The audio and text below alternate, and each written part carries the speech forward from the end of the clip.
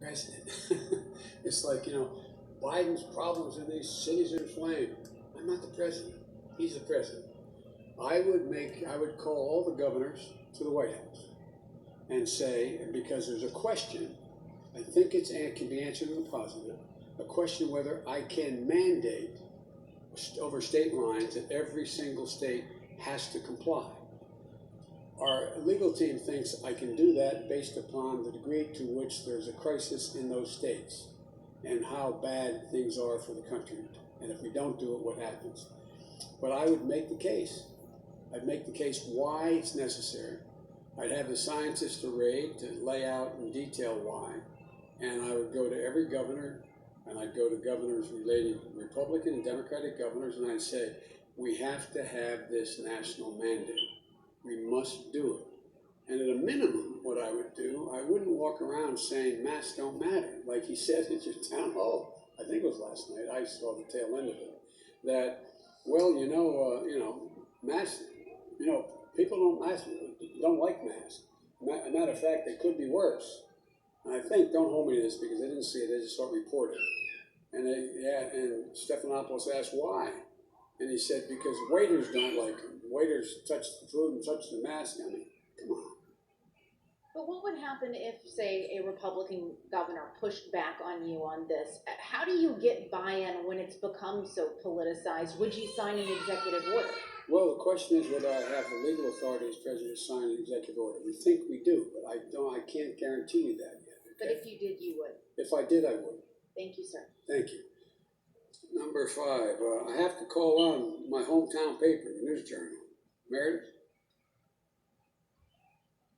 Sir, in terms of the distribution of the virus, communities of color have been greatly affected. Would they get access to the virus first? How would that work in terms of the distribution of Americans being able to get the virus? Listen up. Based on the proposal laid out by the experts I spoke with today, and the National Science Foundation is coordinating with the CDC and other agencies, they indicate that the first group of people that should get the vaccine, if and when it is available, are people at the greatest risk. And that includes everything from nursing homes to people with serious pre-existing conditions that would cause people to be in real trouble. A lot of those people happen to be black and brown. Happen to be black and brown. And so had to say it again, it would be based upon the degree of exposure. It would go first, though, I would argue, but I have a scientific board lay it out for me. It would go first, as laid out for me today, to first responders, doctors, and nurses. The people who we're most needed to have available to deal with our crises, health as well as physical crises in our communities. That would be the first. And it would move to the least. Now, one thing that hasn't happened yet, and I don't want to, and I am not a scientist, although I hope I'm well informed on this issue. There have been no tests yet on children. So children, ironically, may be the last people to get the vaccine. Yeah, because you want to keep them around. And they indicated to me in 2021. Fucking to be pedophile. able to do the kind of testing on children. Children are less likely to die, although they can.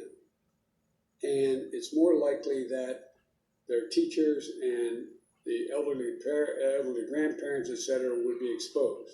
Okay, but the kids with the weakest immune systems are the safest, though. Children are going to have to be part of this, but there's a lot more work that has to be done. There have been no trials done yet on children.